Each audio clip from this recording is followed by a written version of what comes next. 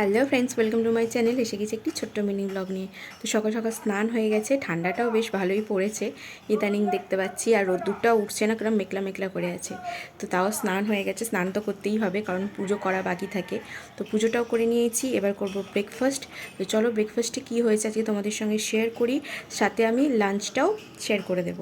তারপরে আমি আনারসটা যে প্রথমবার কাটার চেষ্টা করব, কারণ বাপি দিয়ে গেছে অনেক দিন, কাটার টাইম হচ্ছে না।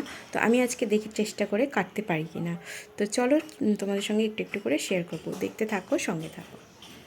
সকালে তারপরে ব্রেকফাস্টে খেয়েছিলাম একটা আপেল আর একটা হচ্ছে লেবু। তো এই ছিল আজকে ব্রেকফাস্ট। চলো তোমাদের সঙ্গে লাঞ্চটা শেয়ার করে দিই। লাঞ্চটা হচ্ছে আজকে সিম্পল লাঞ্চই হয়েছে, যেমন হচ্ছে ভাত, ফুলকপি দিয়ে আলু দিয়ে মাছ দিয়ে একটা তরকারি হয়েছে, আর হয়েছে শাক ভাজা। তো শীতকালে তাড়াহুড়ো করে মামুনি রান্না করে, তো এইটাই সিম্পলিভাবে তৈরি করে দিয়েছে।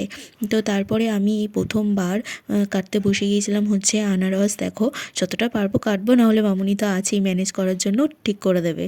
তো তারপরে এই যে দেখো মোটামুটি কেটেছি, তারপর এখানে একটু চাটনিও করে নিয়েছি। এই ছিল একটা ছোট্ট মিনি ব্লগ।